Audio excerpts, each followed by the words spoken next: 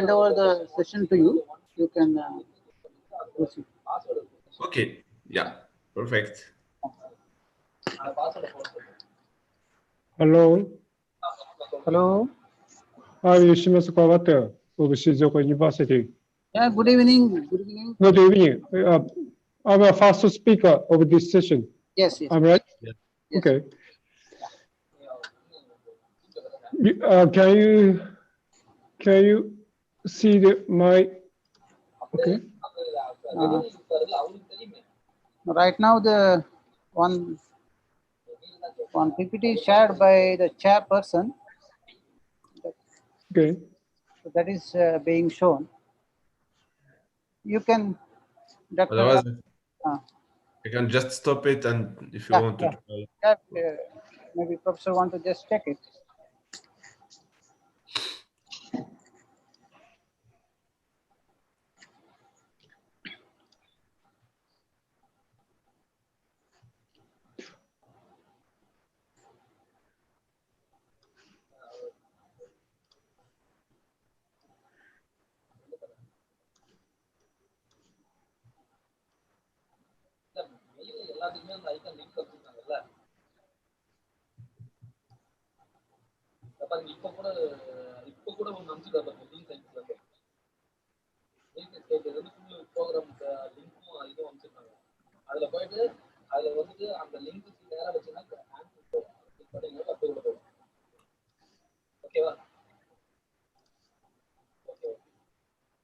Hello.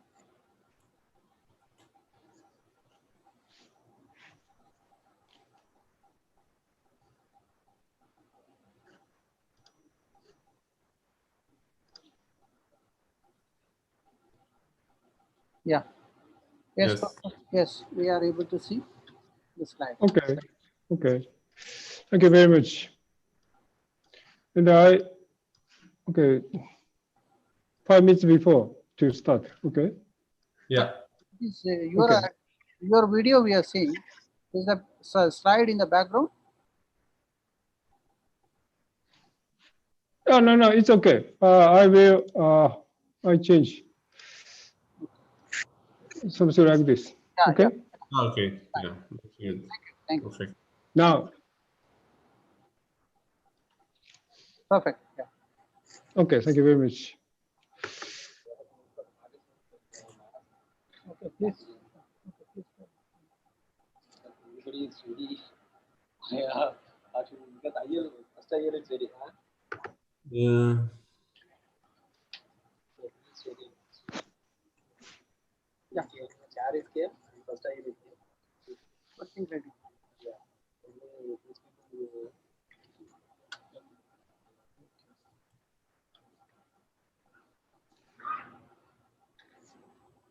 Okay, maybe Professor Kawata, you can unshare Yes. and the chairperson wants to share the slide about the session. Okay. Yes. Then we can come Okay. back. Yeah. We can come back to you.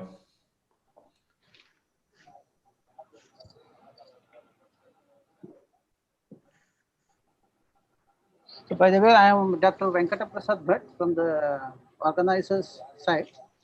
I will be helping chairperson. Okay. Thank you very much for being here. Sorry, I could not tell that. I think, yeah. Thanks.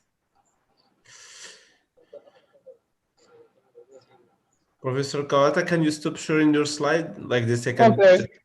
Yeah. Okay. Okay. Sorry. Yeah, it's fine. Thank you very much.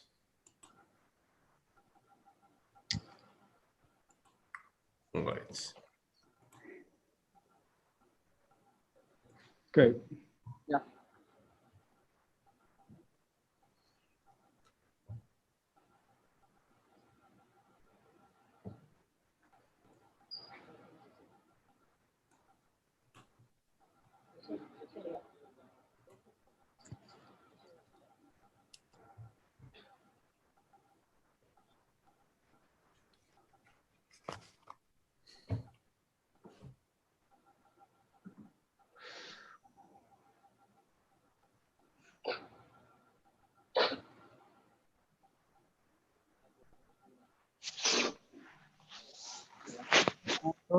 Dr. Abdul Fatah Mahmood.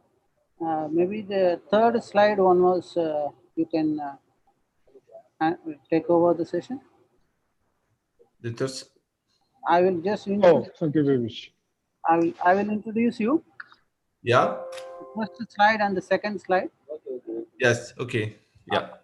Please take over the session. Okay.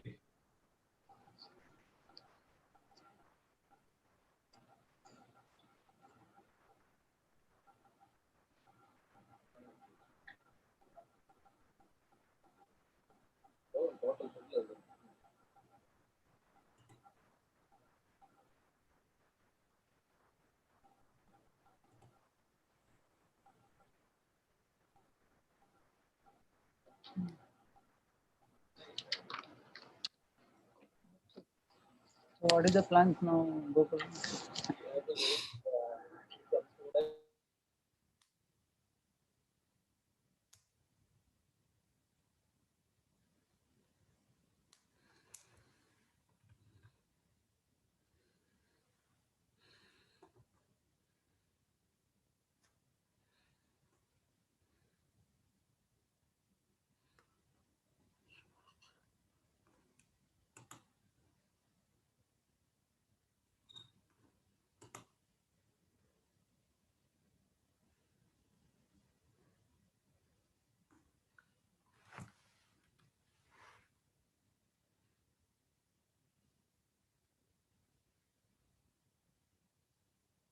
Couldn't hear you.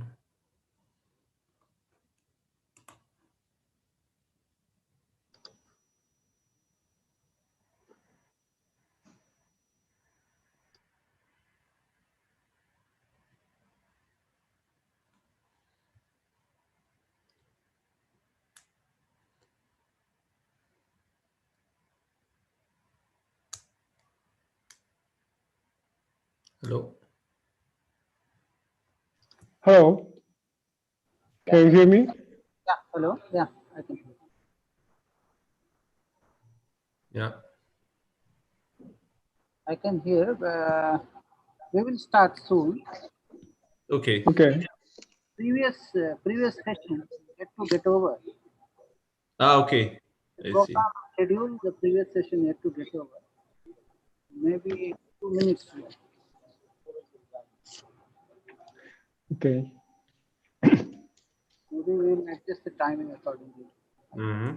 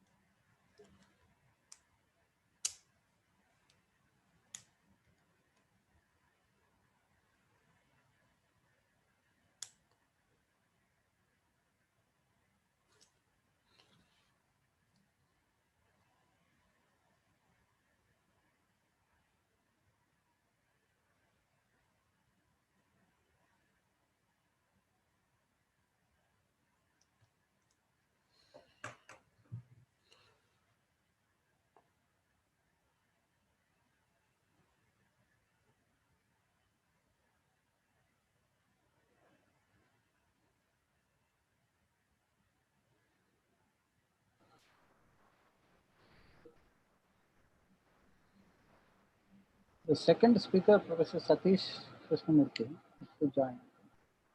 Mm-hmm. Yeah.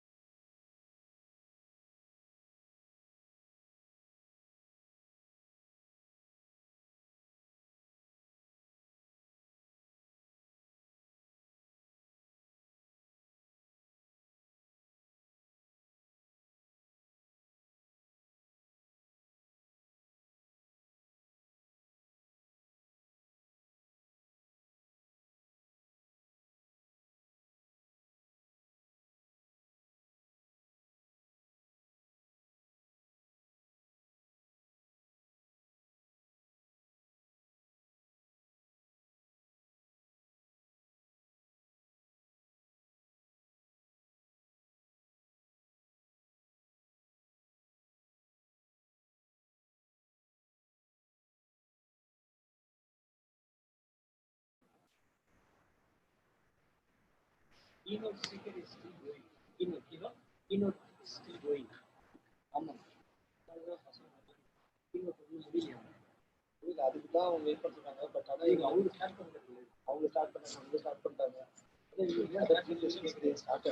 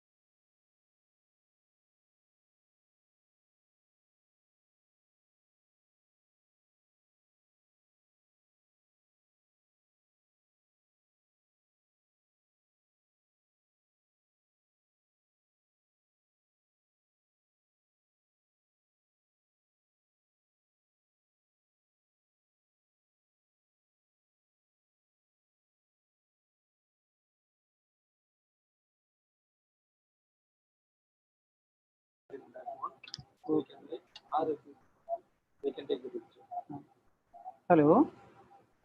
Yeah, we are just ending the previous session in 2 minutes. Hello.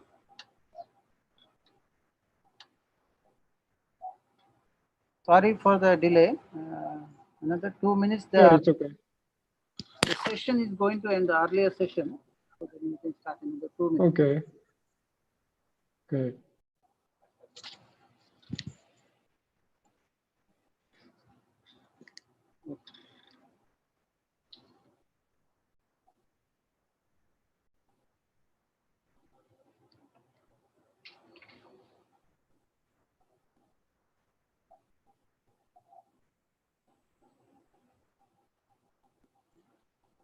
So hello, welcome to all. This is the session 1F. Yes. One. We are going to start now. Okay. Is on manipulation and characterization of materials at the nanoscale and atomic scale. So we have one invited lecture and a theme lecture, followed by 3 contributory lectures. So I request all concerned to be ready for the presentation. And today's this session is going to be chaired by Dr. Abdul Fatah Mohammed, a senior researcher from Department of Chemistry, University of Leeds, Belgium. So Dr. Abdul Fatah Mohammed is a senior researcher at Green Mat Lab of the University of Leeds, Belgium. And his research interest is mainly on battery materials, and also it is electrochemistry, electrochemical measurements, and Mossberg spectroscopy. So I welcome Dr. Abdul Fatah Mohammed to chair the session and conduct the session. Welcome, Dr. Abdul Fatah Mohammed. Okay, thank you very much for this nice introduction.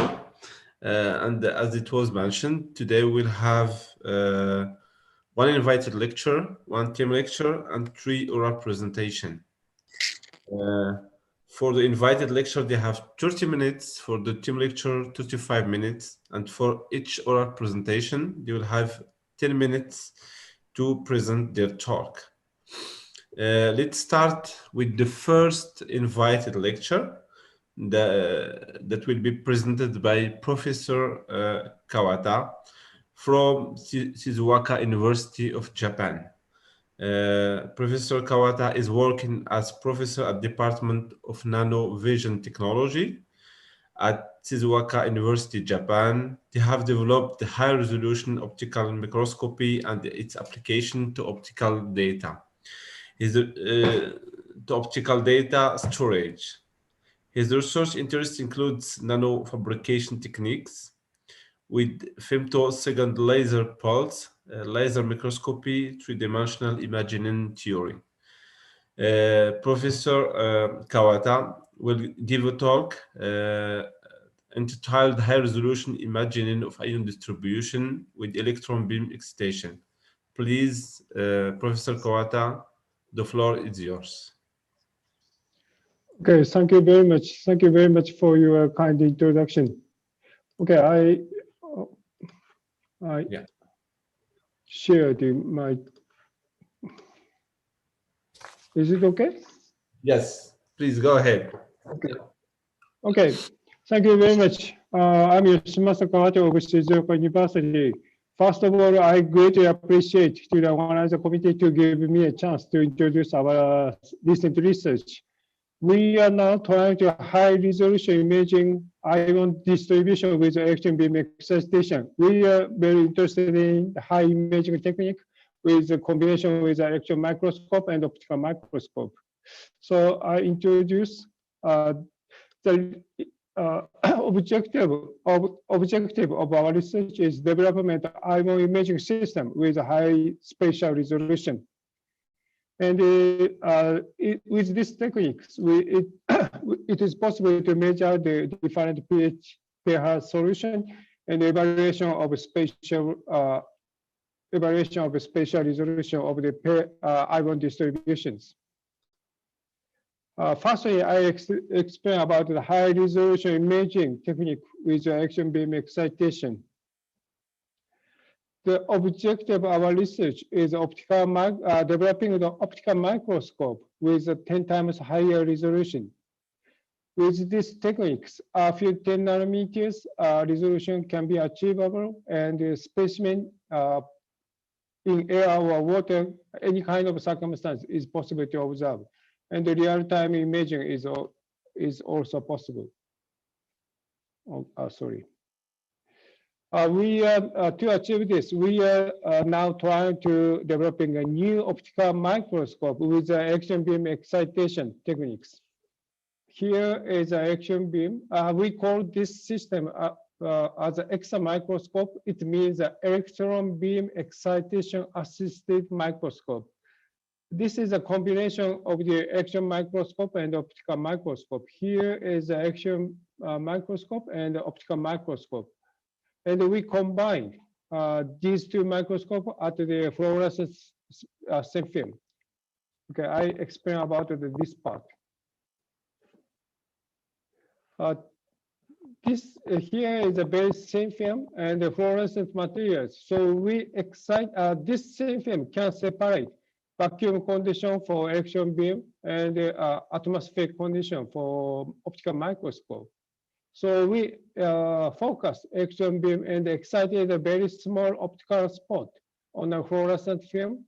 And this fluorescent film, this small optical spot can observe the specimen in air or waters. And by scanning of the electron beam, we can scan this small optical spot, this small optical spot. With these techniques, a small optical spot is excited with a focused electron beam, so we can achieve the higher resolution compared to the conventional optical microscope system. And only the light is penetrated to the, only the light is irradiated to the specimen side. So there are no damage because only the light is illuminated on the specimen. And this same film can separate the fluorescent, vacuum condition and air or water condition. So on the specimen side, we don't need the vacuum condition. So it is possible to the living biological cells with these techniques with a higher resolution compared to the current optical microscope system. So this is a prototype we have developed.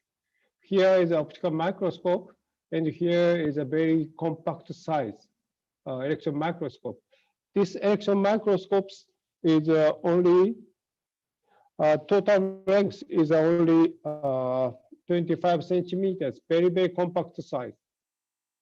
And this is a specimen stage. Here is a very fluorescent film to separate the vacuum condition and atmospheric condition. and we collect it with the objective lens. Okay. And this I little bit explain about the observation result of living biological cells. This is one example of the Marco cells. This is not living. This is a fixed cell. So this is our observation result with our system, and this is a conventional phase contrast microscope image. By comparison of these two images, our system has a higher resolution, and it is possible to very high contrast. And also, this is another example of the unstained cell imaging with our X microscope. This is our system image, and this is a phase contrast image. This is also Marco cell imaging and the non-stained condition. So with this result, we can here is we can observe the nucleus and also some new granules with a higher resolution, and also granules here, and magnified image of this part in a conventional optical microscope. Here is looks like particles, but in our system we can resolve the two particles. So this means our system has a higher resolution compared to conventional optical microscope system. And this the advantage of this microscope system is actually we can observe the living biological cell because we don't need any vacuum condition. And this is an observation result of the moving of the cell. Some cell is moving in time. And also we observed some dynamic observation of living cell. Some particle is moving here. So you can see some particles here and moving. Yeah, particle is moving around, moving here. So with these techniques, we can observe the living biological cell and moving of the granules with a higher resolution compared to the current optical microscope system. And this is a similar result of the granules, movement of granules.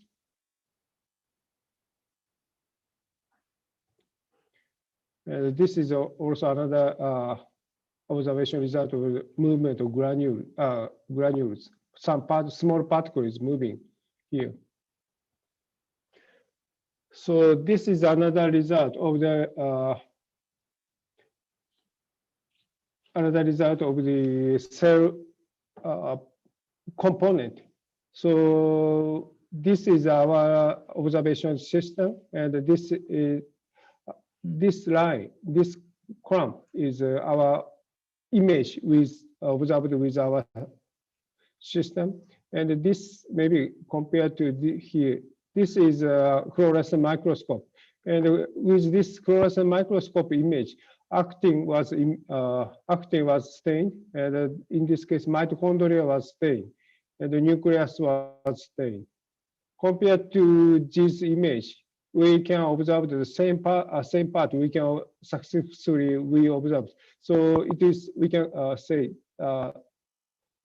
genes actin and also new mitochondria and the nucleus was clearly imaged with our system. And this is another technique to the observation with the autofluorescence image, leaving MC3T3 image. This is our system, and this is a phase contrast image. Compared to these two images, we can achieve the higher resolution and also very high contrast image with our techniques. So we are now trying to developing and make a multifunctional microscope image with these techniques. So we are now trying to extend our technique to the ion sensing with the action beam excitation. So this system, the background of our research objective is here is ion channels, and ion through this ion channel, the ion particle is moving pass through. So the concentration of ion is in cells or outside of cells should be changed by open or close of the ion channels. So by this ion channel is very small, like a 10 nanometers or a few 10 nanometer size. So it is difficult to observe the function of this ion channel with current ion sensing techniques. So we are now trying to higher resolution ion sensing techniques with the action beam excitation techniques. So with ion visualization, we analyze the biological functions and the development of medical technology.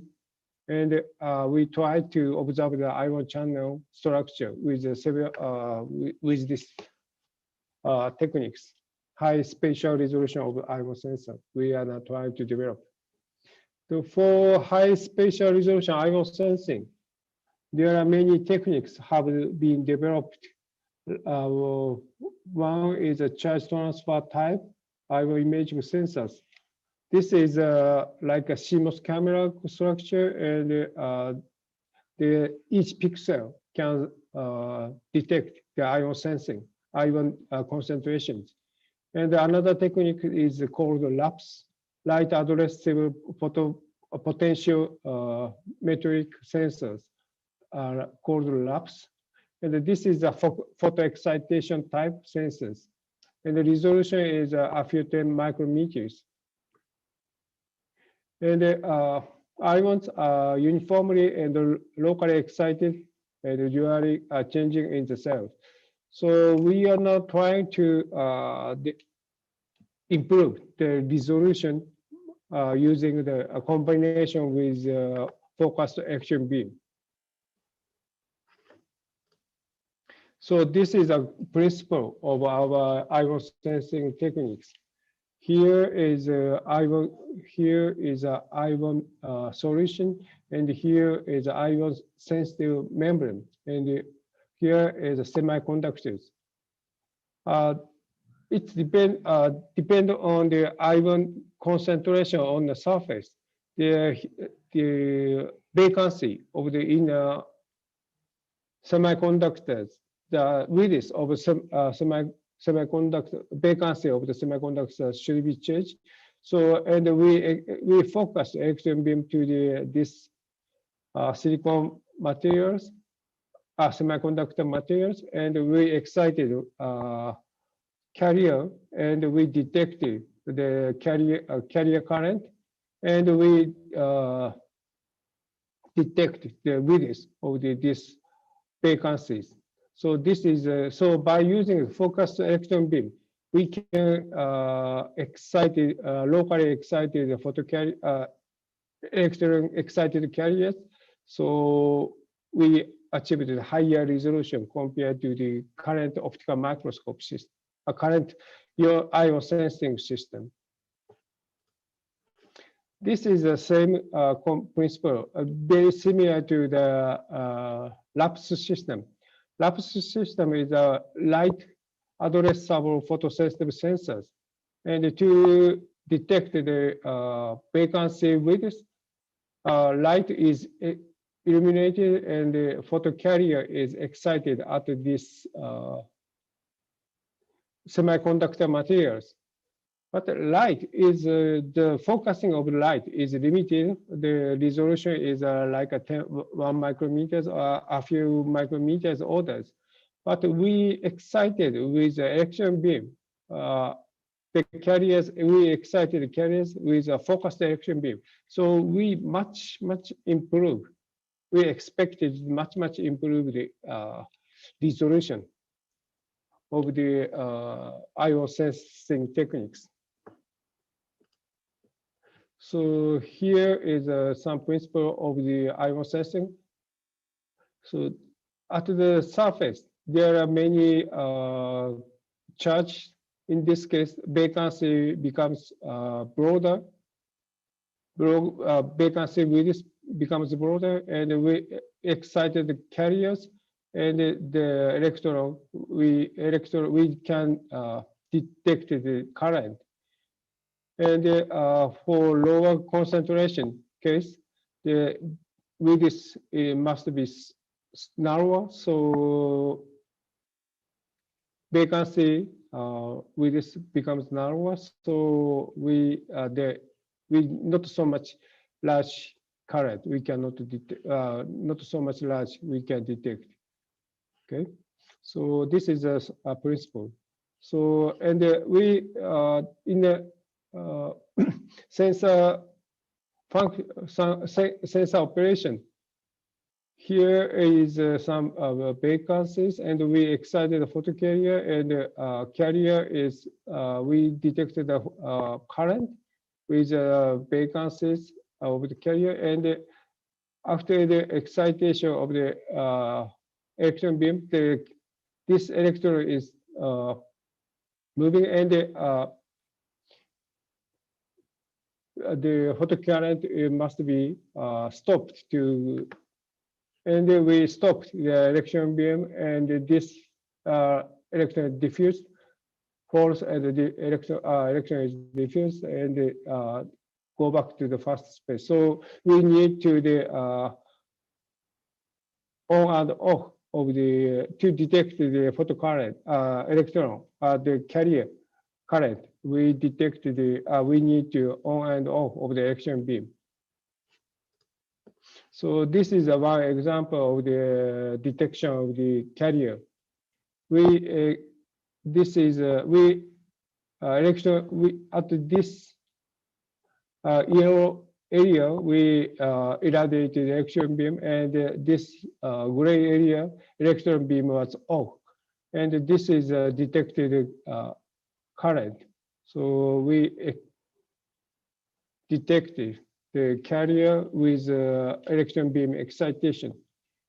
So by detecting this current, we can know the concentration at the surface of the concentration for ion distribution with at the surface. So to achieve measurement, we try to develop like this sensor substrate. Here is the N-type silicon material, and silicon oxide to as a insulator, and the silicon nitride as a photosensitive ion sensitive materials, and the thickness is only 15 nanometers. This is a fabricated warehouse of this materials substrate.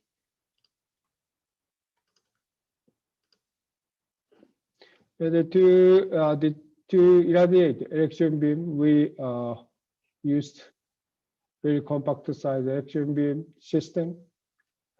If we electron microscope system, and we irradiate it from backside to the N-type silicon, and we detected like this system, and we detected the current with like this configuration. And this is some image of the sample cells. Here is a compact prototype we have developed system. Here is the SEM, and here is the optical microscope system.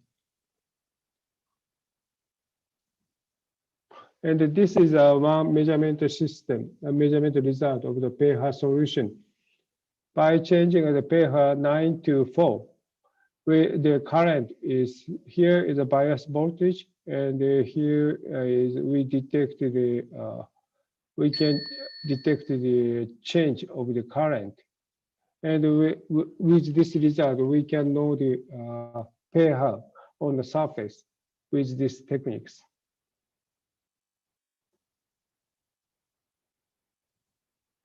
And this is one result of the spatial resolution. Currently, spatial resolution is not high because the substrate is much thicker. So we need to be very safe, but this is one result of the observation measurement of the imaging of the current system. This here is a sensitive area, and at the right upper half, here is covered by a photoresist. So and there this area we cannot detect the pH solution. And so this is a result of we can observe that here is some edge of this edge we can observe. And this area we can detect the pH. So we can successfully observe the two-dimensional image with this technique of the electron beam excitation IO imaging system. And this line is a scratch of the substrate. This substrate is polished, roughly polished. So this is a line of the polished line at the surface. And this is some edge, not the resolution is not so much high, only the 60 micrometers. But we successfully observed the two-dimensional ion distribution. And this is another result of the photo. Also, this is upper half is covered by a photoresist. And here we observe this is a profile. This is the profile at this region, yellow lines. So in this case, the resolution is much a little bit increased, like 30 micrometers. So in this case, the problem is substrate is very thick, 20 micrometers. So we need to reduce the scattering of the electron beam. We must reduce the substrate thickness. So we are now trying to making like this structure. In this case, silicon nitride, the thickness of silicon nitride is 50 nanometers, and this silicon oxide is 12 nanometers. And in this case, we use P silicon. The thickness is 50 nanometers. So we are now trying to make evaluation of the resolution. In this case, here is H. Also, upper half is covered by a photoresist. So here is a two-dimensional image we observed, and this is a line profile along these yellow lines. So the resolution is 1 micron. So we now successfully achieved the resolution like 500 nanometers. So we now trying to reduce, optimize the experimental conditions, and we are now successfully try get the resolution of the like 400 nanometers. So we try to reduce much more resolution. So, and this is a time-lapse image of pH distribution. So we put the higher droplet of the high pH solution. So we observed the propagation of the solution. So something like this. So we can achieve the time-lapse image of the pH distribution. So this is the conclusion of my talk. We have been developed a high spatial resolution ion sensing imaging system using a focused electron beam. The concentration of pH solution can be distinguished, and also got the spatial distribution imaging using a photoresist, and the spatial resolution was 1 micron. But currently, the best result is like a 400 nanometers. So we are now trying to 10 times higher resolution to get the 10 times higher resolution, and improve the spatial resolution by using thinner substrate. So we achieving this kind of the resolution, we want to apply to the imaging of the biological samples. Okay, thank you very much for your kind attention. That's all. Okay, thank you very much, Professor Kawata, for very interesting talk, full of interesting results and a lot of insight about the technology that you are developing at your university. Actually, we can still have one or two questions. Please, for the audience, you can raise the hand if you have question, or you can just send it directly to me by message.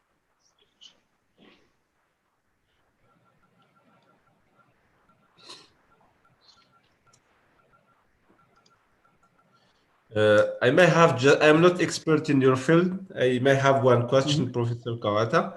I'm not expert in your field, but by curiosity, is there any application of your optical microscopy as you are measuring some biological cells and DNA and all these things to the problem related to COVID, actually, that the world is facing? Yes, I think yes, it is very interesting. But so virus is a very small compared to the cell. So our system has a higher resolution compared to the current optical microscopes. The virus, it is difficult to observe the optical microscope system. So now we think it is our system can observe the virus also, but we have not tried. Yeah. Okay. We are not. We are not so much biological technician. So our technique is very limited. Okay, I see. Okay. So if there is no other question, yeah, I think we can move to the next, or just we'll wait still 1 minute to see if there is any question. Okay, so I think we can move to the next speaker, and we would like to thank you, Thank you very much for interesting talk. Thank you very much. Thank you very much. Thank you.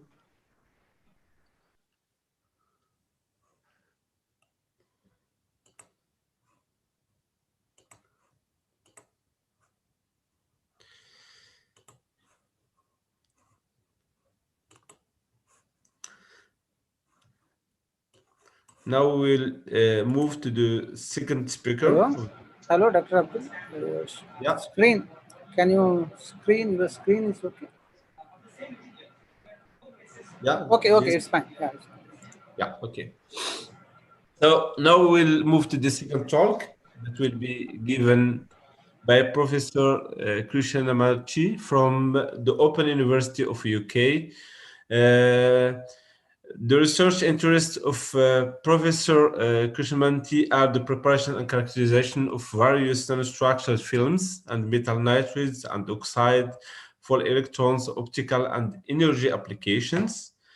He's using different characterization technique based on synchrotron-based photo emissions, X-ray emissions, X-ray absorption, X-ray excited optical luminance to study the electron and optical properties of carbon, silicon, and graphite nanostructure and bulk films. So we can see that he has large expertise. We would like to welcome Professor again, and please, the floor is yours to give a talk about 2D materials and composite for waste water treatment and recycling of battery. Welcome, Professor, and the floor is yours.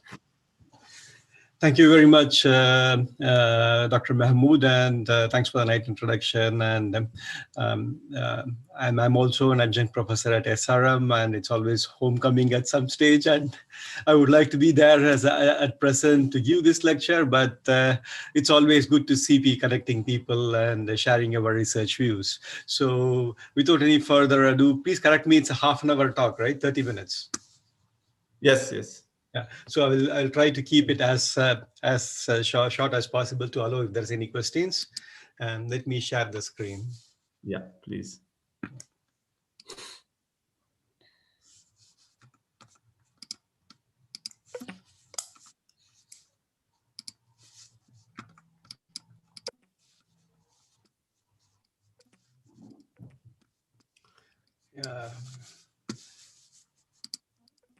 Some technological challenges here. Yeah.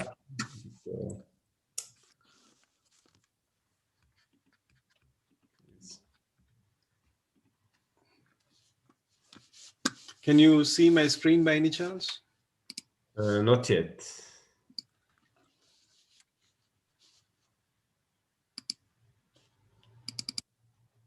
Yeah, it's coming. Is it working? Perfect. Yes, just put it on full screen. Yeah.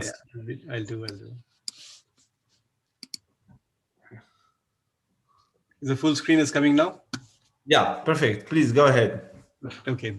Thank you very much, everyone. And I think it's close to lunchtime in India, and good morning to people in UK who are watching. So I am a professor at Open University, and we have really a good, big interdisciplinary group working on nanoscale energy and surface engineering materials.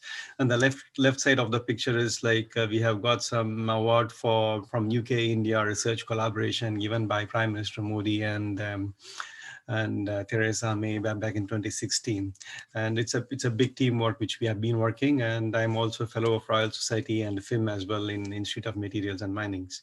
I just wanted to give a brief introduction of many people wondering what is Open University and what does Open University has to do with research and the research, etc. So just a half a minute or some video which will tell you what it is. And relevant also to these problems are our plans for a university of the air.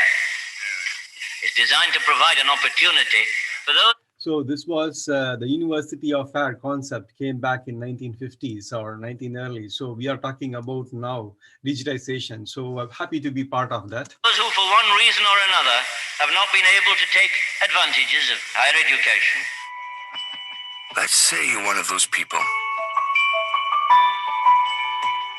One of those who think where you start in life shouldn't limit where you go. One of those who think a university shouldn't just be, well, a university. Let's say you're one of us, and together we are the Open University. Open to all of us, all of the time. Not some of us, some of the time. We are a movement of millions, a mission of one. We are disruptors, occasional troublemakers, game changers. We are the fuel for imagination, chasing comets, making the impossible possible. We are restless in our drive to see progress that touches us all, inspiring students to become ministers and midwives, barristers and teachers, tech entrepreneurs, business gurus, and more. Our cause goes beyond being an innovative way of learning, and our future lies in continuing to build that cause. We are the people who open up the future of learning. This is how we shape the future. Let's say you are one of those people who believe what we believe, one of those excited by possibility. Let's say... Right. So the Open University is one of the world successful distance education teaching university, and also we are very strong in research in different sectors, in particularly like space research. We have even sent sensors to Mars and also comets, which are working along with ESA and NASA. And we have a very, very strong research excellence framework. We were about top 80% of our research recorded as a high value research by the Research Excellence Framework in UK. So there are quite a lot of things are happening, and we have a huge campus as well, having about 3,000 employees on the campus. And currently we are about we register 200,000 students each year, with most diverse population, and out of which more than 17% are disabilities or disabled students. And we make sure that we have a good gender balance as well when we do. And that is the purpose of Open University, is to work with all of us and all the time. So we have talked about we have even remote labs doing cut open the engine, and students can see what is happening inside the engines. And also we have a remote microscopes where students can see different nanoparticles and how the system works. So there are quite a lot of antidotes attached to this, but I'm not talking about this today, about the education and selling Open University. So just give a brief of what it is. So my research vision, our group research vision, put it that way, is a socially oriented transformation research. As I see from my education preference, like the education is mostly on social oriented teaching, because we teach to people who cannot go to education. So I always believe that the education should be transferable to people who really wanted to do this. So similarly, the research should also be transformational research that has direct benefit to society. So we not only work on cutting edge research problem, but we work on socially oriented that has direct benefit to society in terms of industrial researchers to solve different energy issues or wastewater problems, etc. So today I'm going to discuss on water issues. So I'll tell you how. The key research areas we work are surface engineering, manufacturing of functional materials through energy storage, harvesting, and wastewater.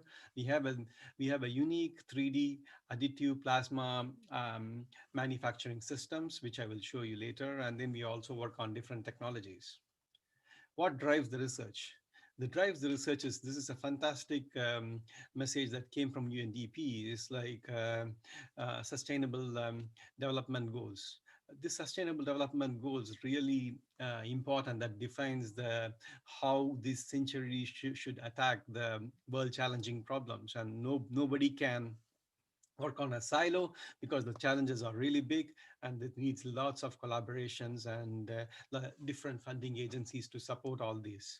So my research work primarily based on SDGs such as quality education, which I'm not going to present now. There are 6 and 7, clean water and sanitation, and also affordable clean energy. So these are all a very highly challenging problems, and those are all interlinked. I will tell you how these are interlinked and how we are going to address this.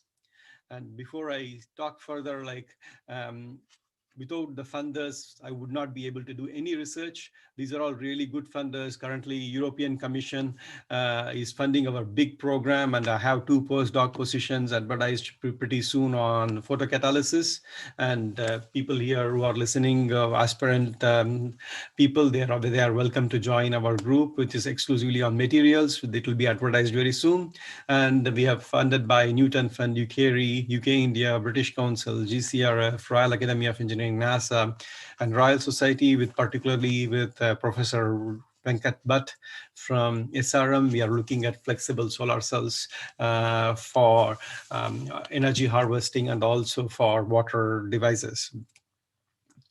And that's about what which we got. So the research expertise and strategies, we work on heavily on academia, industry collaborations. These are all really active academia, and we are also work with Bank of England, etc., on counterfeit notes. So if you see that we are developed into 2 fragments. One is on material synthesis by different plasma processing techniques, and CVD and PCVD we do on nitrides, oxides, etc. And then heavy characterization techniques, as the speaker introduced, we work on different synchrotron-based techniques, and also in-house other techniques as well. So these are all the companies which we involve with. Lohmann Technologies for flexible tapes, and Watson is it's a water treatment companies, and Nile is a recycling battery company. So we work heavily with different industries as well. The projects ongoing, funded projects, we work on Waste to Fresh. It's a €9 million project on textile wastewater treatment. And this is textile wastewater is a very important area where lots of untreated water is seeping into land, and also sometimes it affects agriculture, and many other challenging problems are there. So this is a recently funded project, European Union, and we will be working particularly on new methods to treat water using photocatalysis, and also particularly photocatalysis with natural fibers. So it's a very interesting project. We also work with integrated wastewater management, which is funded by Royal Academy of Engineering with a partner from PSG Tech. We will be working on bio-nanocomposites, and we will be working on photocatalysis and integrating these two. I will show you the deployment as well, and others on recycling batteries and industry wastewater, again with GCRF. These are all ongoing projects. We're primarily focused with industrial innovations. In this particular talk, I will focus on 2D systems, in particular, like graphene and its derivatives, and why it is used for, why we need 2D systems, and what is in particular attractive 2D systems. So for the particular 2D systems, I will talk about MOS2 and TiO2 composites. And maybe if I have time, I'll touch about Maxine, the ever-growing interest Maxine. So we have started some really interesting work on Maxine, on MaxSpace. And why these are all important is for photocatalysis, batteries, perovskites, and sensors. These are the key areas which we have been working on for the 2D systems. Right. This is a scary picture. This is a real picture. There's no more graphics attached to this. This is an exactly real picture coming from Bangladesh, taken by one of my partners. And look at this. This is like crazy. This is the industry, textile manufacturing industry, and this is the amount of dyes that is seeping on without treatment. And remember, these dyes can cause carcinogenic, lower the agriculture product, and even cause really severe health hazard. Very severe health hazard, and if it seeps more and more onto the ground, and you know that what will happen to the aquatic lives as well. So there are lots of multitude challenges that are there, and we are trying to see if nanoparticles and can clean this water and see how the best practices can be adapted in those areas. And this is one of the areas in Tirupur in India, which I myself went there and took that wastewater treatment plant. And this is really absolutely shocking. And who are all the people who are making this is Marks and Spencer's, Gap, and Macy's, etc. So there are people which we are wearing all these clothes. That's the one which is causing the sustainability. So we need to work really in conjunction, particularly not only on material systems, but on policies and etc. others.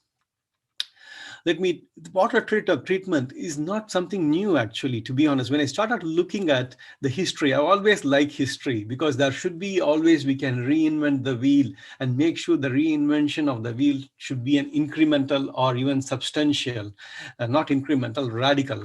So I always look at what has happened before in the centuries. When I started looking at different papers, I like history, as I mentioned. There is a fantastic article from the important dates in the development of modern water treatments. People have been doing water treatments for centuries. Say, for example, 4000 BCs. The Sanskrit and Greek writings says that impure water should be purified by heating, boiling, filtration through sand and gravel. So it has been there 4000 BCE. That is much, much, much, much, much earlier. And there was a contamination of water. And those contamination of water through sand and gravel, that is, now we know what sand and gravel do through nanoporous filtration. So that is there all the time. So how they have done, these are all the interesting facts, and science fascinates me. And similarly, Egyptian uses alum and the microorganisms in 16. If you do that, the French started using home treatment rainwater, then the municipal waste in 1800s. So if you look at this slow integration, then people started using sand filters constructed in London in 1800s. Again, chlorine used to be recommended for individual sites. So I can start talking more about this chlorine infection started in the late 1980s, and then 1900 centralized water system in Belgium. So if you start looking at the whole history, then in 2000, that's where we started thinking of arsenic. We started finding arsenic, and then arsenic rule came, and then the whole decade starts. So this is very, very critical, that the water issue is not only for this decade or not only for this centuries. It has been gone for centuries, but the thing is, it has becoming more and more about less and less. The problem becomes really, really high. And that is why the need for a robust system needs to be developed in order to see whether how we can harness this one. Why the people in the textile industry are, when I started looking at visiting particular industries in Turkey and also in India and also in Bangladesh, the reason why they are not using the osmosis or other systems to clean the residual water is because of the energy consumption, and the materials are all expensive. So, and that is putting them time limitations. So time and economy limitations. How these 2D materials can effectively address these questions is what we need to think about it. Let us focus our things on water for time being. So water shortage and energy crisis are two clear global challenges. Solution for this crisis should be on energy resources. Particularly, I feel that solar inspired. Solar is the sun with a high bandwidth should be able to address this question through photocatalysis. And the photocatalytic dye degradation is an important process, purification process, which we virtue of advanced oxidation process. This AOP oxidizes not only toxic, non-biodegradable pollutants, which is shown in this what do you call, the pinkish water which came from the things. You can try to do this. And to be honest, I had one of these pinkish water in my lab, which we have been doing it aggressive tests. And what can we do with the innovation of materials to solve these problems? So we will also work with other systems as well, not only the 2D systems. We have, if you heavily worked on TiO2s to start with, and then modifying TiO2 with hydrogen, and to see how the band gap engineering can solve these purposes. We worked on bismuth vanadate, and finally the black TiO2. However, I'm not going to talk about all these things. Let us stick on to the topic on 2D materials. So there is various 2D materials. 2D systems are really exciting because of various reasons, which I will tell you this. And if you take a snapshot of this, the photocatalysis, it happens with photo regeneration. And then we can also have photo-induced antimicrobial activities, where particularly these 2D materials using antimicrobes can kill the bacteria and even some viruses as well. So, and heavy metals. So there are lots of things can do on photo-induced antimicrobial activity, where some part of our lab is doing those. And then we can do photocatalytic degradation. That is where the point of the topic today, particularly focusing on organic pollutants, how we can reduce the organic pollutants with this new materials. The particular, like if you see the band gap engineering, the band gap can be engineered according to different layers of the structure. Say for example, in our case, I am going to show about MOS2 and TiO2 composites, but newly arranged borophene is another very promising materials, and we all know what graphene can do. And there is another one called antimony, maxine, tellurine, and there are many other families are coming up these days. And in this talk, I will also try to focus on plasma deposition of this, particularly a printing of these substrates, these materials onto flexible substrates, and how this changes the polarity.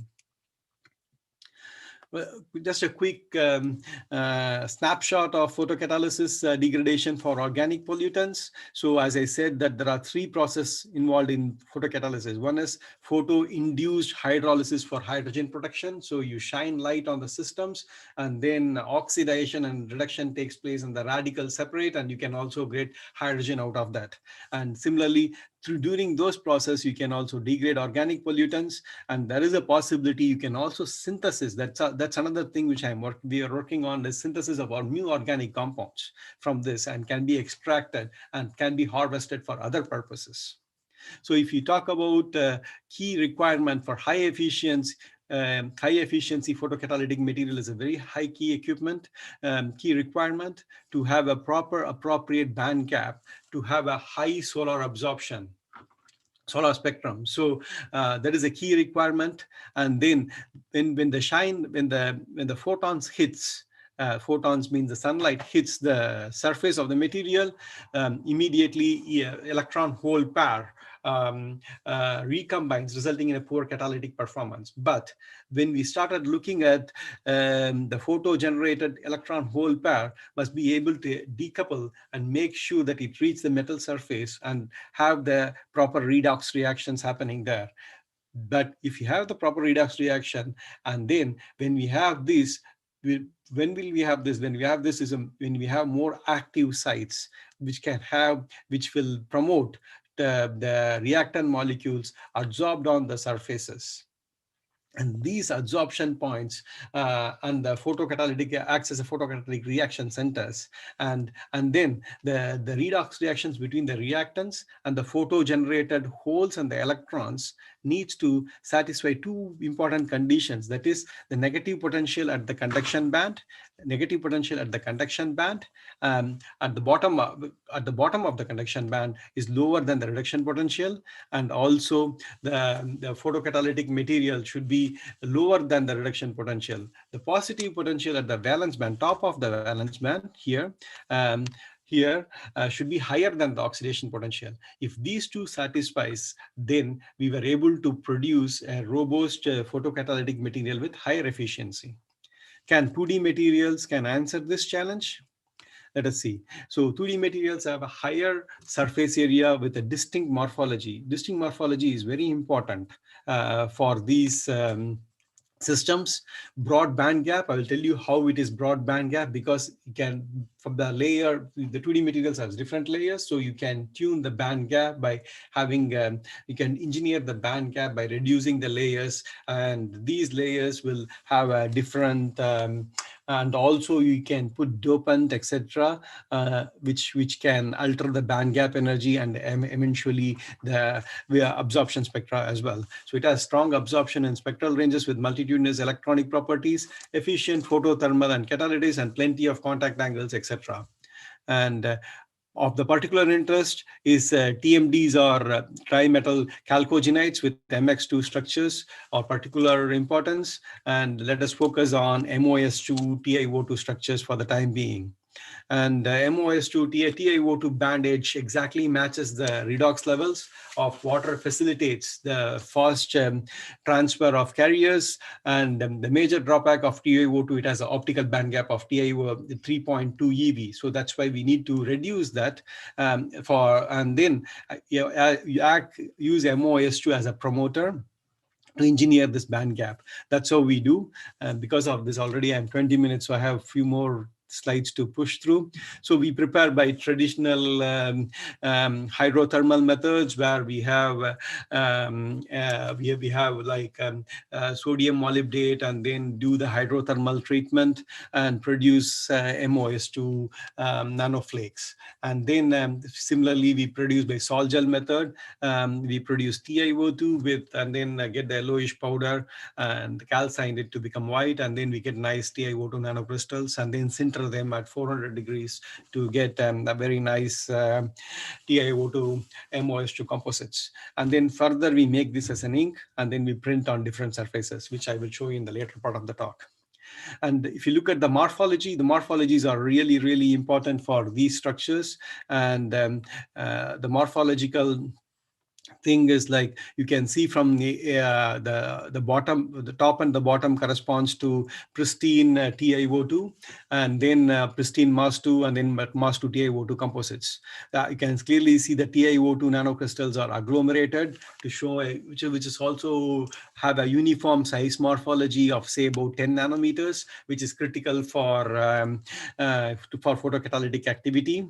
And then if I started looking at the MOS2 nanoflakes, these MOS2 nanoflakes are kind of a flower-like structures, but if you look at deep down, they are all individual layers, which we can see here. And similarly, when they form the composites, these MOS2 clearly exhibits a nanosheet formation with layered structure when incorporated with TiO2 nanoparticles. The agglomeration of, you can see the agglomeration of TiO2 nanoparticles on the sheets itself. And this shows that nanoflakes can be embedded. The agglomerated nanoparticles are embedded onto the sheets. This agglomeration is attributed to ionic strength, higher ionic strength of TiO2 nanoparticles. When I look at the XRD of what is happening in the system, the XRD of pristine exhibited a pure anatase. So this is a pure anatase system. And then when we started annealing and centering in the air, when you started to increase the MOS2 concentration, you can see MOS2 TiO2 composites. We have get a pure rhombohedral phase of MOS2 can be detected. And these peaks are around like lower angle like 14 and 35, 37 maybe of HKL indices of rhombohedral phase. But when I started looking at the Raman, so Raman and this has to be looked in concurrence. And when I look at the Raman should have, the TiO2 of Raman should have 6 peaks. And then out of 6, we need to have only 5 because 1 is forbidden. And this modes clearly says that TiO2 in anatase phase. Whereas if we started looking at MOS2 TiO2, the composites, there are, in addition to anatase phase, MOS2 TiO2 exhibits a rutile also here. This is a 448, shows the rutile type characteristics in addition to that. And whereas the MOS2 in the rhombohedral, these are all important for our applications. And the UEVIS is clearly saying that, as I said before, the TiO2 is 3.2 EV, and then the band gap, then we started putting through 5% and 10%. We are moving into visible region. And this visible region is what we need to do, because you cannot work on UV light. We wanted to work on visible light so that we can use the maximum bandwidth of the sun to degrade the dye. Okay, so that's one of the characteristics which we are looking at, and we did up to 10%, and I will show you what was the results on. And we did XPS. XPS is one of the fingerprints showing that what is happening, which causes the photocatalytic activities, etc., and what is happening to the surface chemistry. And when we started looking at this at Ti2p, titanium 2p electrons and doublet, and you can clearly see there is a shift is happening in the core energy levels, and also in oxygen also there is a shift in ONS level. And this clearly indicates there could be some defect features. But when I talking about Ti2p, this is very important that this shift, initially it starts pristine TiO2 starts with Ti4 plus states, and the shift in binding energy is due to Ti3 plus acting as a trapped electron radicals, which is covalently on the surface. And these trapping of charge carriers transferred to the conduction or valence band by thermal excitation, which is beneficial to the enhancement of photocatalytic abilities. And this can be clearly seen in the subsequent slide, why this particular charge transfer mechanism is important. And when we started looking at, if you can see that this is pristine dye, pristine TiO2 does not do any degradation, whereas if you see that as we started increasing the different weight percentage of MOS2 TiO2, the degradation is faster and faster. And I think the maximum is about 7.5 ratios. We are able to get a good good TiO2, good dye degradation. And that is clearly mentioned here in these figures. And when I started looking at the kinetics using the photoelectrochemical cell, and the solar to current conversion is very important in this case, the photocurrent actually. So it's evaluated when we applied it with a 3 electrode cell of TiO2 MOS2. This TiO2 was presented in a pellet form.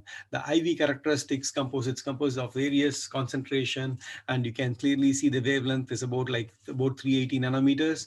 The photo generated here, the photo-generated electrons and holes migrate towards platinum electrode through the external circuit in the case of PEC cells.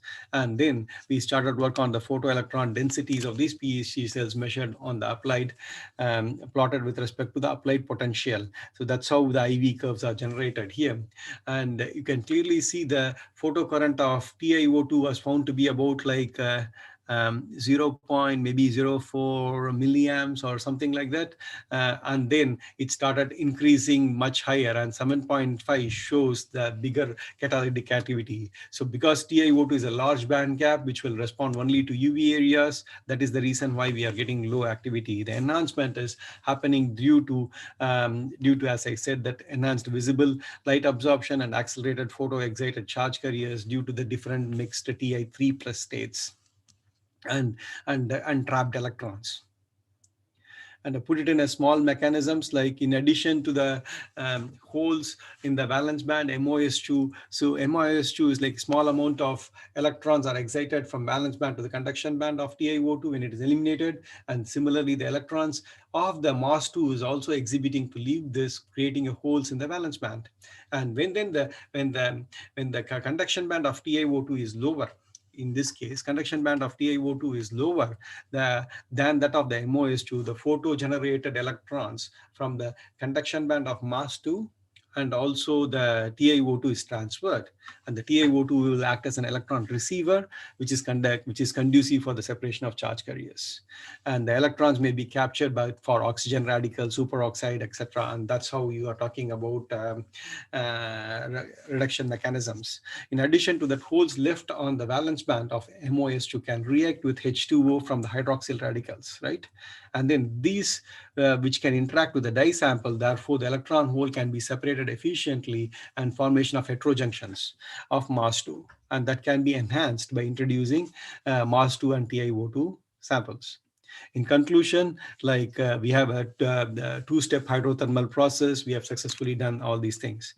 Just a quick slides I wanted to present. This is able to do only one dye concentration. So what we did is we have prepared one by hydrothermal, another by sol gel, and then we started integrating this. But we thought that why can't we do a one-step process? So in the one-step process, we did the integration process, and then where we were able to increase the dye concentration to 50% to others, and then we were able to see the interlayer spacing. If you can clearly see the between MOS2 is a flower-like structures.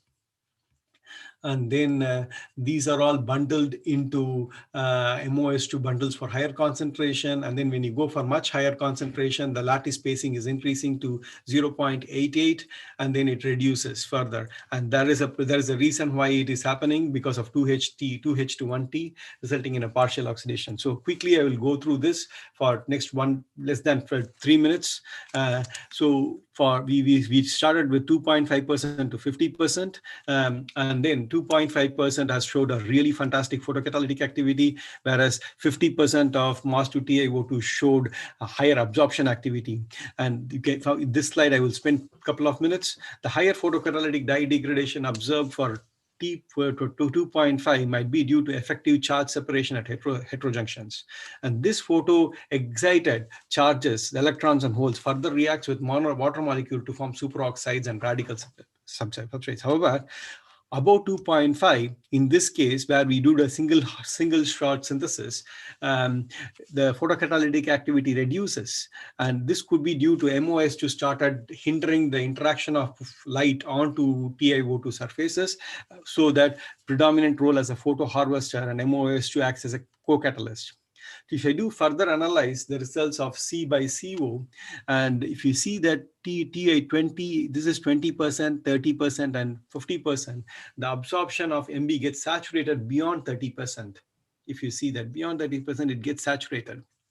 And this saturation is important, which is observed concurrent with HRTM images, which we took after the dye segregation. And we can clearly see that the interlayer spacing is penetrates the dye molecules of the nano flakes. And the similar results was done using heavy metals with tin and lead, which was demonstrated by other groups. The remaining 27% of dye from the T50 have a better photocatalytic activity from the industrial point of view. And what we did quickly is this is what two-stage process hours will look like. So we put the mixed dye pollutants here, and then have the 50% to absorb, and then we'll have a residual dye, then put the 2.5%. With the sunlight, we are able to treat the water. This is an amazing results, and this is what we got. We got 100% efficiency with the different dyes, different mixed dyes with crystal violet to MO.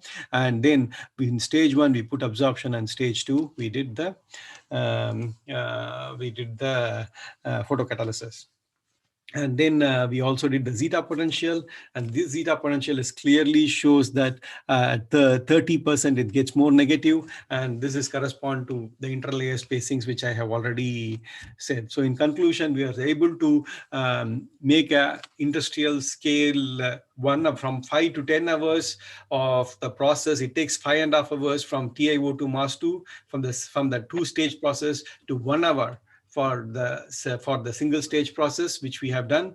And then we started putting the slides onto the others. So we worked with PSG College of Technology. We have incorporated this into one of the textile systems, and it is still working, I presume. And then we also did some plasma deposition as well of these system. I will just quickly go through, and then before I finish. These plasma deposition system. Sorry. Yeah, I'm with you. So we make some inks, and then we started depositing these inks onto the different substrates for additive manufacturing. And these additive manufacturing will print on any substrates with room temperature, which is important for room temperature applications. And we can print up to A4 substrates currently, and Tata has already donated us some other roll deposition kit. And with this, probably I will conclude. And thank all the collaborators and my PhD students for this work, and happy to take any questions or comments. Thank you so much. Perfect. Thank you very much for a very interesting talk. Well detailed, and I can see that we didn't see time flying because the talk was really very interesting. I think we will be done with one question that we already got from Mr. Jitendra Tripathi. It's saying that from the textile industries are a big challenge for pure water. However, phosphorus and nitrogen are also significant impurities, especially for drinking water and river water as well. Have you focused on these issues as well? If yes, what were the approach to clean them, and what were the efficiency? Yeah, it's a fantastic question. Thanks for the questionnaire. The project which I'm currently working, it's a huge challenge. It's not like quickly answerable solutions. So the current project which I have, postdoc position, which I'm talking about, the European Union project, which would be looking at rainwater harvesting and also textile, because there are lots of heavy metals like phosphorus and then lead and other impurities are coming. And then in order to reduce, the photocatalysis cannot do this on its own. So we are using natural fibers. Say, for example, our other project partner who is working on nanofibers extracted from palm leaves, and also on there's something called vetiver. So these nanofibers, I can show a quick demo. We were able to reduce those heavy metals separately, and then the residual organics is still carcinogenic. That is where photocatalysis will come in treating those residual organics, and then it's a two-stage process. Then you get a clean water. And we have able to do that. We have measured the TDS of those on a prototype, which is about TRL 5 to 7 now. And that is what we are trying to implement on the bigger denim factory in Turkey. So we have a project which is this EU project, which we will be working from 2020 till 2033. 23 is working in denim dye manufacturing in Turkey.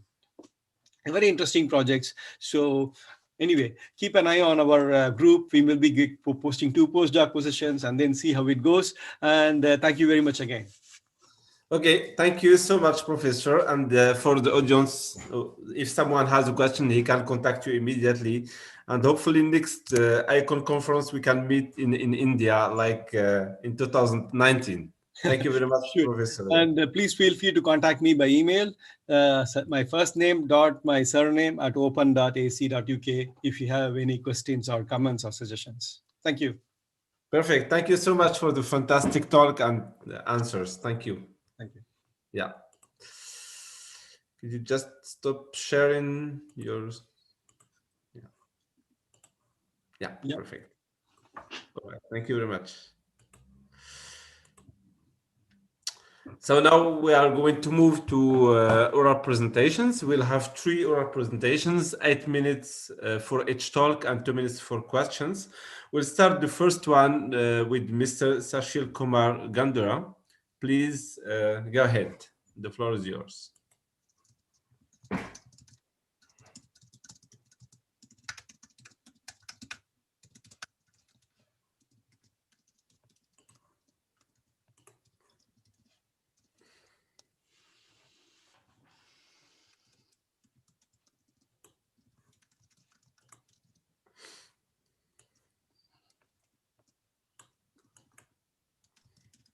Hello.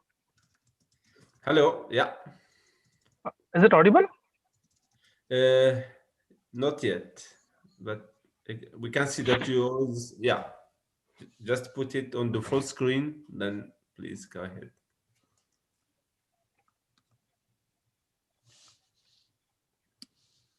Yeah. No, I think it's audible, right? Yes, please. Yeah. Yeah. Very good morning and good afternoon for the one who is here. And today I'm going to talk about electron microscopic study of temperature-dependent interfacial behavior of gold silica core shell nanoparticles on 2 different substrates. And myself, Sushil Kumar. Structural, chemical, and thermodynamic behaviors of metallic nanostructures surrounded by ceramic or refractory materials plays an important role in high temperature applications. So, it went so much.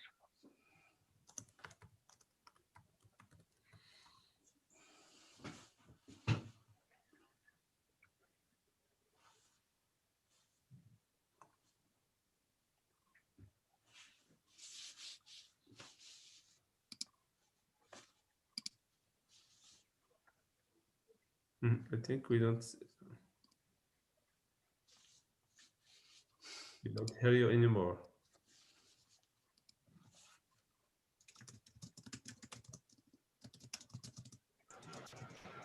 Hello. Yeah. Hello. Hello. Yeah. Please continue.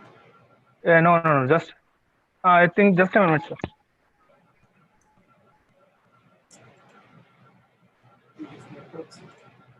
Maybe his network may be slow.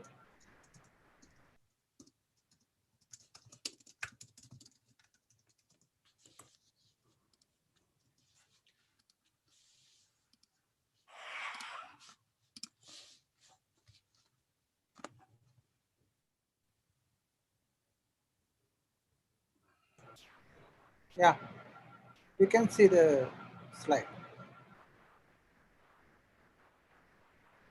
Yes. Yes, Sushil?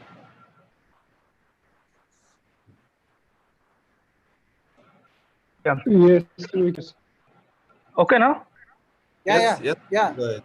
Move on. Sorry for the inconvenience. Structural, chemical, and thermodynamic behavior of metallic nanostructure surrounded by ceramic or refractory material plays crucial role on high temperature applications.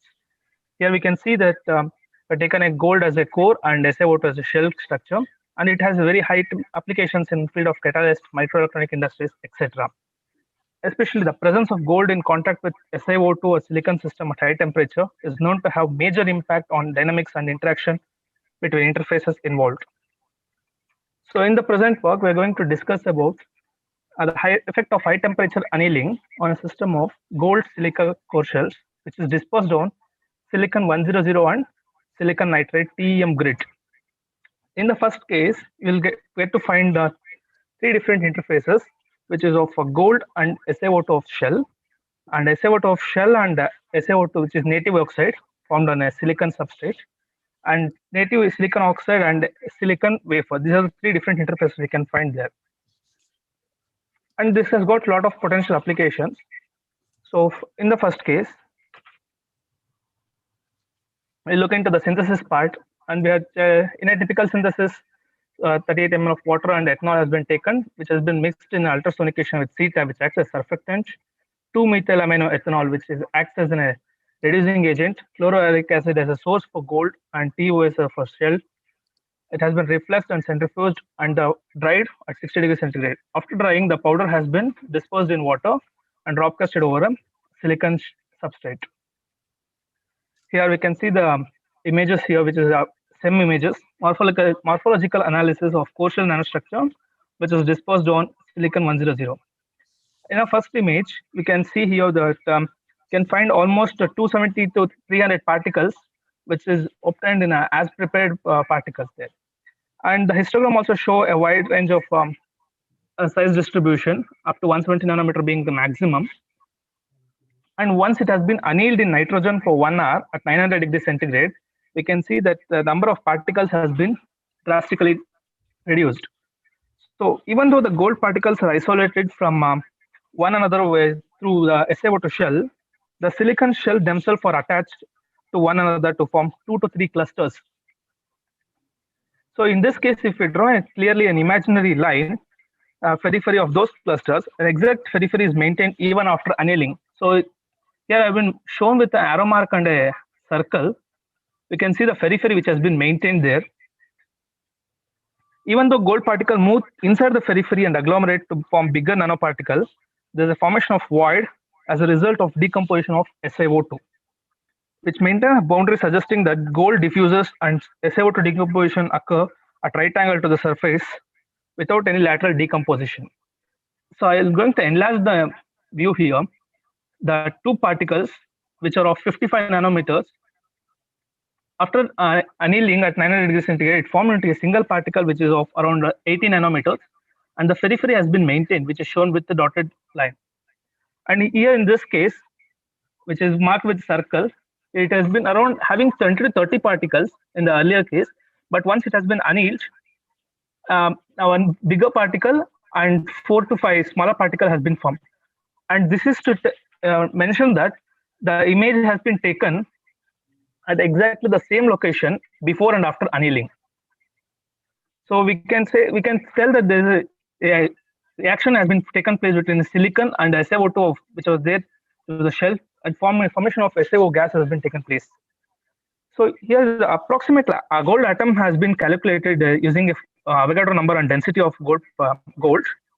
Earlier it was around 2 into 10 power 7 atoms, and once it has been annealed, it is around 0.3 into 10 power 9 atom.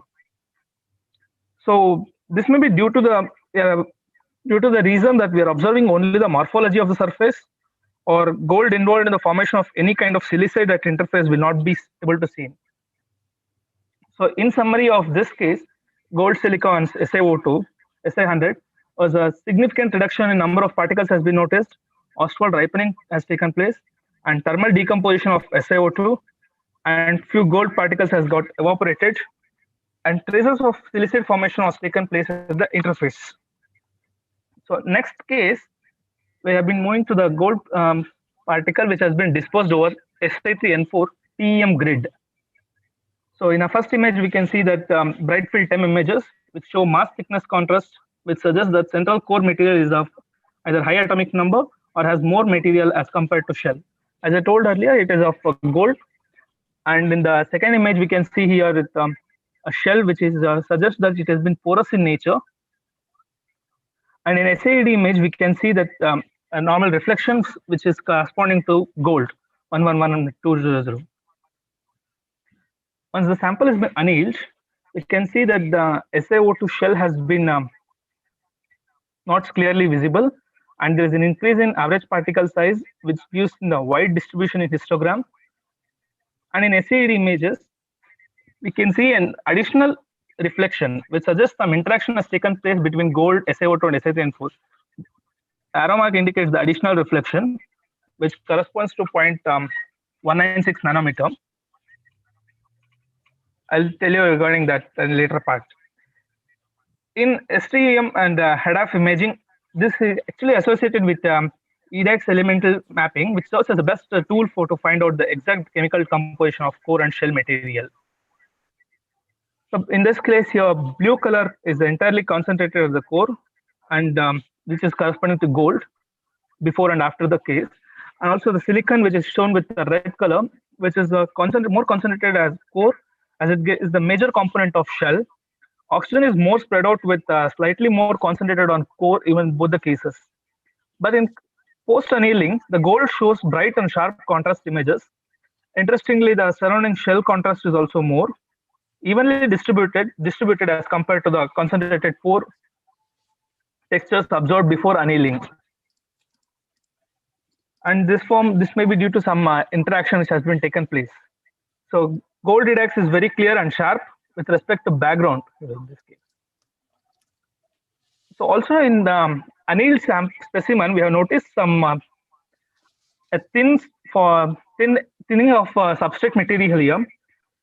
Several regions which is thinning of which suggests that some thermal decomposition has taken place of the substrate, which may be due to the reaction between SiO2 and Si3N4 of the grit, which results in formation of silicon oxynitride. So here this white trenches-like structure which is called thinning, and even in the other low image, we can see that it's shows like it has got a damaged structure. But when we observe clearly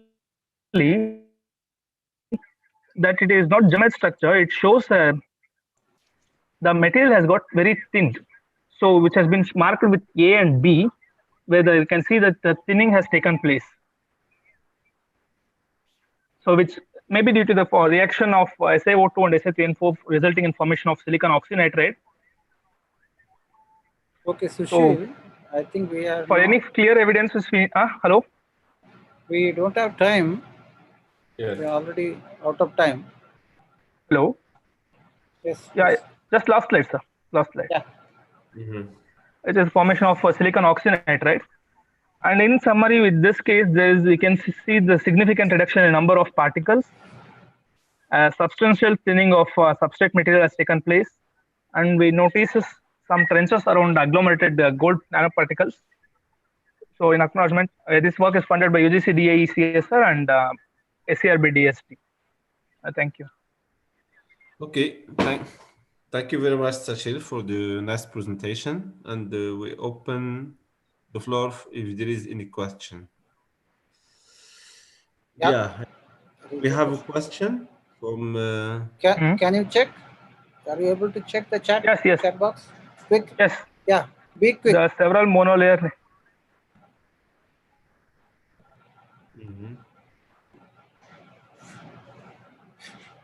Yeah, okay.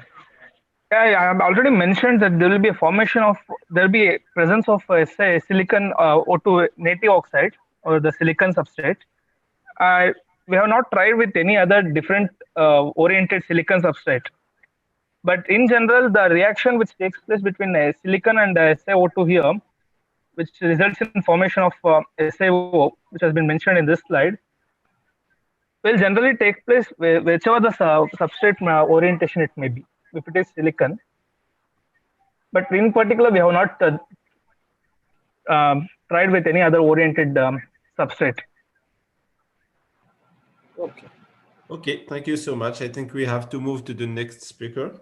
Yeah. Thank you very much for the nice presentation and answer. Yeah. Could you please stop sharing your screen? Okay.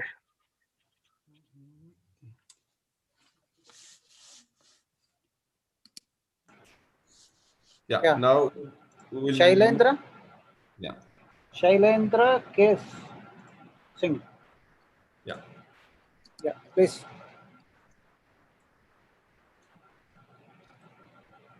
Alendra, are you here?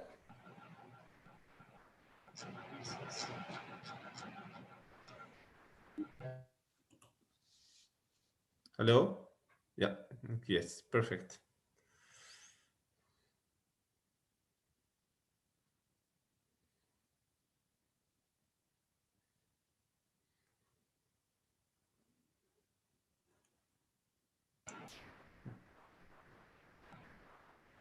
Hello? Hello, please start, please. Yeah.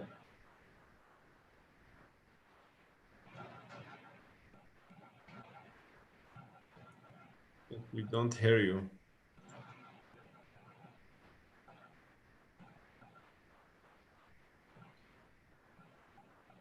Okay. Unmute பண்ணவே இல்ல. Unmute, please. Yes. Shailendra? Shailendra, can you unmute?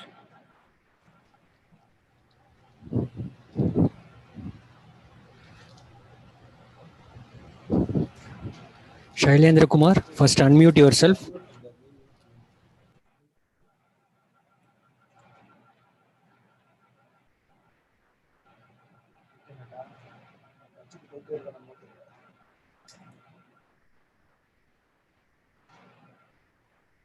You can do it.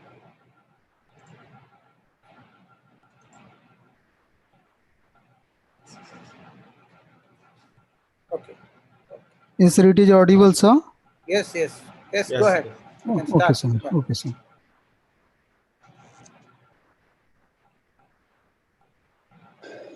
Yes, sir. Yes, sir. This is the outline of my presentation. Silver dope overview of silver dope titanium dioxide, doping mechanism, hydrothermal synthesis, and the material characterization and optical characterization, conclusion, and acknowledgement. Uh, the basic about titanium dioxide is an type of semiconductor material, and it has three phase: anode, rutile, brookite. The band gap of titanium dioxide anode phase is around 3.2 electron volt, and the basic application of the titanium dioxide, it is used in the sensing application because of high surface area, high chemical stability, low cost, and etc. Why silver is used as a dopant? It is because of it is a low cost compared to other novel materials such as gold, platinum, palladium. Another why AG dope titanium is we are synthesis the materials. The AG dope titanium dioxide, numerous literature uh, survey we have done and found that AG dope titanium dioxide is able to enhance the photocatalytic activity, and it also good promising towards antibacterial activity. AG can easily trap the excited electrons, and it reduces the recombination rate of electron hole pairs. Silver nanoparticles is also able to enhance the surface plasmon resonance if we maintain the thin film coating thickness around 50 nanometer. We also found that several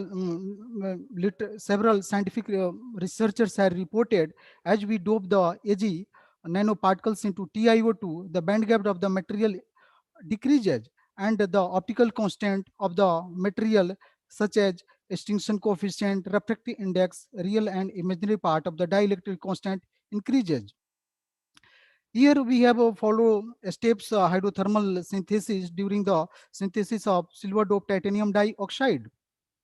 In our synthesis, we have used the titanium isopropoxide and sodium hydroxide, and accordingly we have maintained concentration like silver 0 to 6%.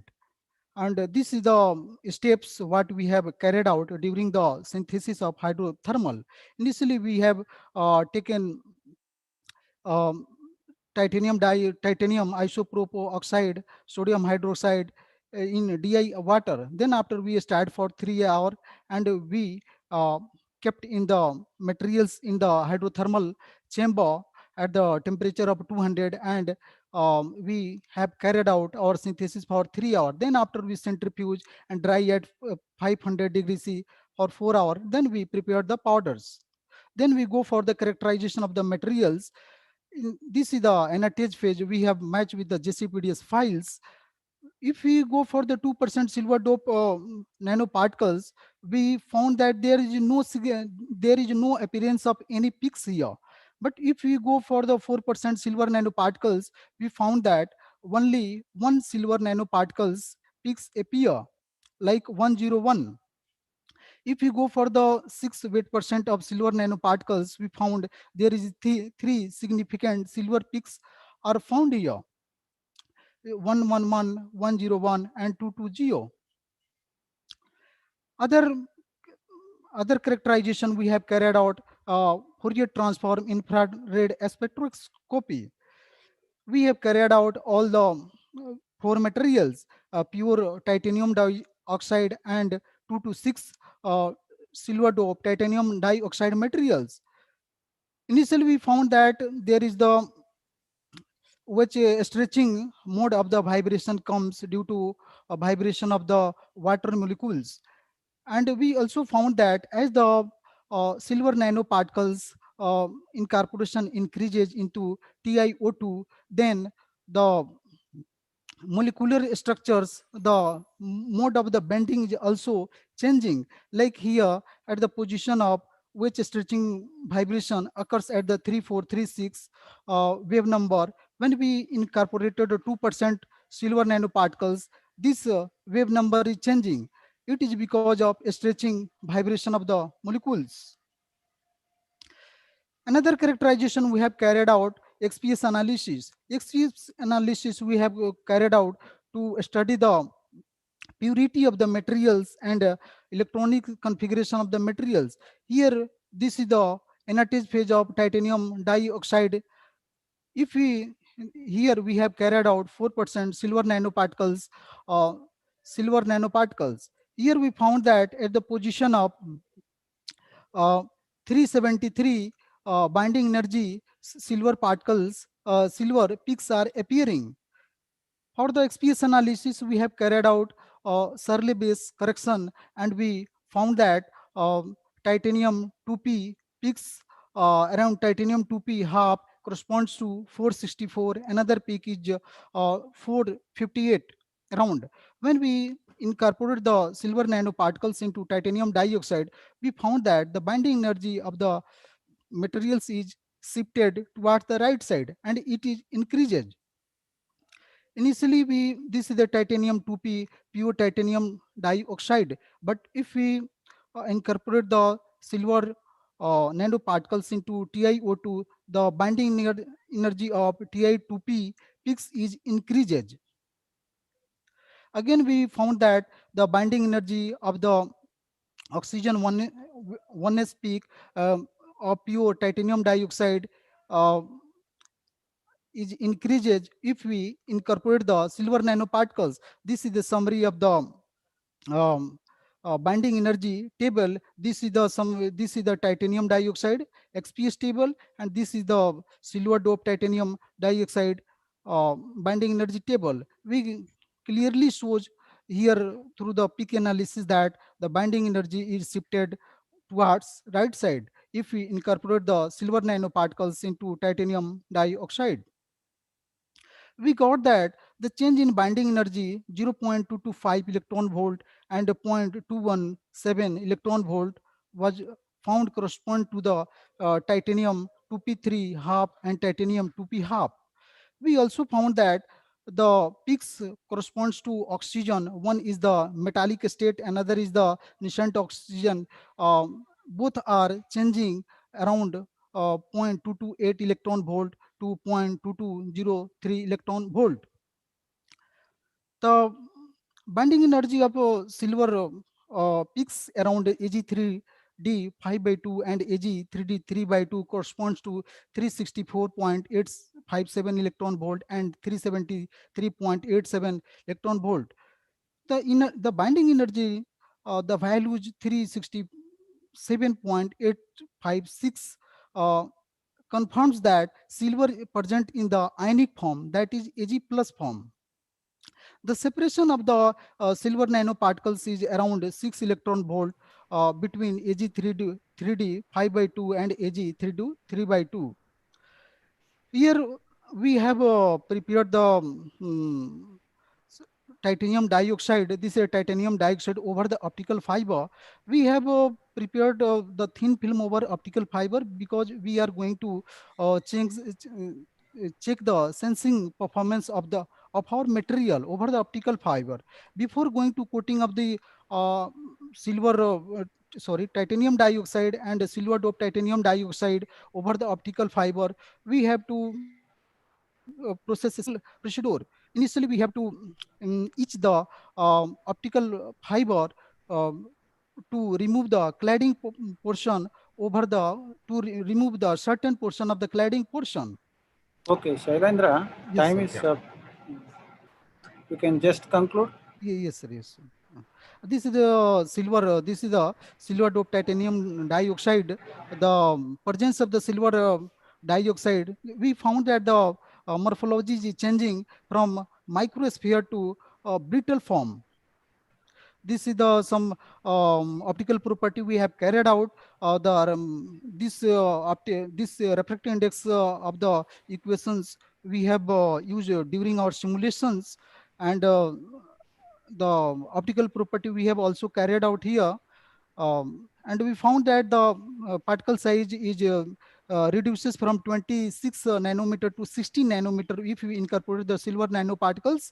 And the morphology microsphere is a 2 micrometer of pure titanium dioxide. If we incorporate them, then is also morphology is changing. We will use the fiber for the sensing purpose. This is our some publications for the sensing applications. This is the characterization part. Mainly we will go for the sensing application. Here I am only presenting my characterization part. Sensing part, I didn't. Thank you very much, sir. Thank you, sir. Okay, thank you so much for the nice presentation. I think we have a few questions from Professor Krishimanti. Thanks for the wonderful work. Is the catalytic activity in size dependent on silver? We did similar work and we see a size dependency of silver. What about ionic state of titanium and its band gap? How do you prepare the sample? Yeah, if you can just briefly ask this question because we are limited in time. Yes, initially we have taken the optical fiber, and initially we removed some the cladding portion over the optical fiber, and then after we have used the titanium isopropyl oxide and isopropanol into DI water with respect to silver nitrate around 2 to 6%. When we hang the fiber in the hydrothermal chamber, and we have maintained put the hydrothermal chamber into the furnace, and we maintain the around temperature 200 degrees C for 3 hours. Yes, Sir tells it's fine. Yeah. okay, sir. Yeah, thank you. I think you can keep in touch with Professor Krishamanti, Yes, and sir. you can exchange the information. Thank you very much, and You, we are sorry because we have to move to the last presentation. Thanks a lot. Thank you, sir. Thank you, sir. You can. Yeah. Thank you, sir. Now we have to move to the last presentation, which will be given by Rabiu Garba Ahmed. Please go ahead. If you can share your presentation.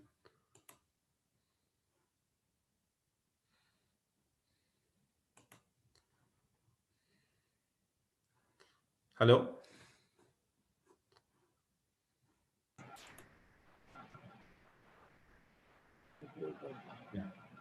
Yeah. Yeah, please. Yeah, with your slide, just put the full screen. The sound. Yeah, I hear you. Yeah. Sound. Unmute, please. Yes. Please unmute.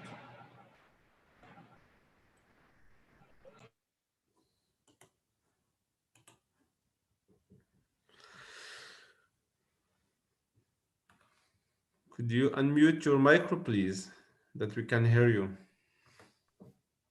Can you hear me, sir? Yes, yes. Okay.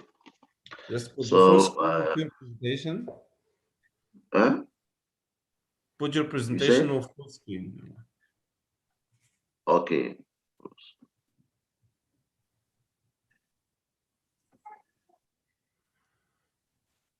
So 8 minutes, please. You can start.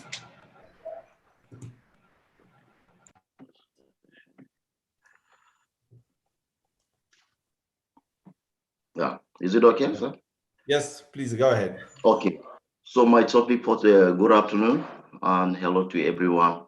My topic for today is synthesis and characterization of iron oxide nanoparticle, which is the process of a green approach.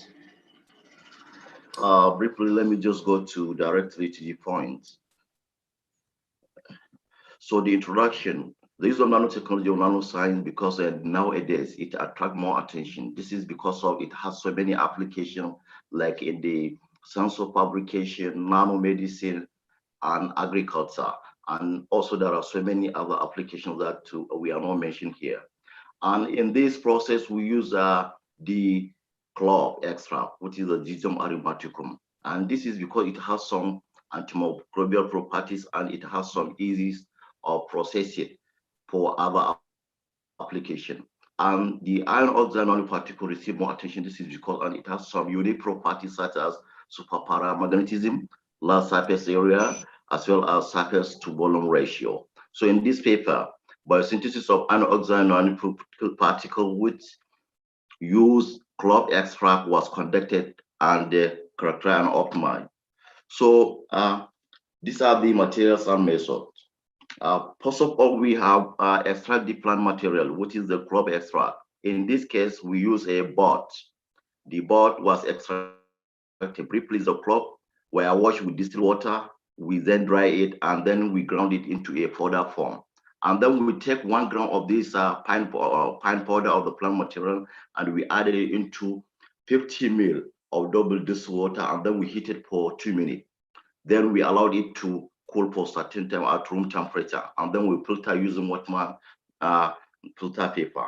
Then the clear plant extract was obtained by filtering the solution and centrifuge at 12,000 RPM for 15 minutes, and then stored at 4 degrees centigrade for further use.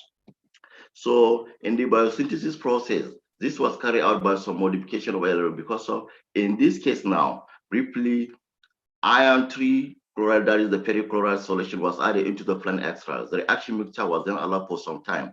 After some time, the color of the reaction mixture changed from transparent to dark, as you can see here.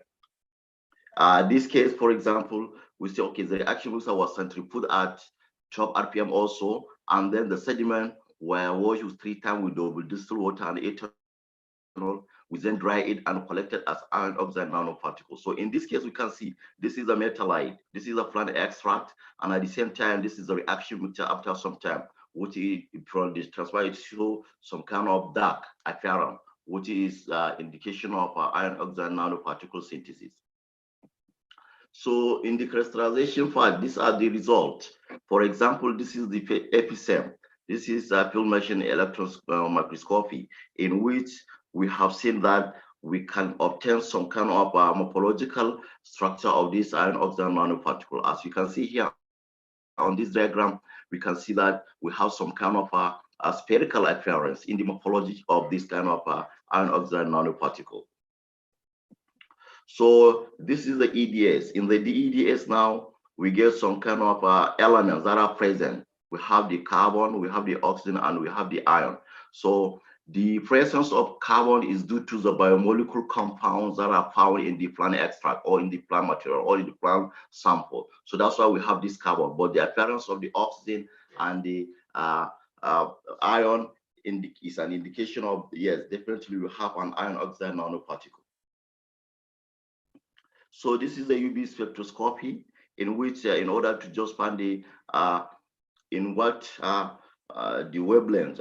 For example, as you can see here, now we can see, okay, we get this kind of peak at around 270.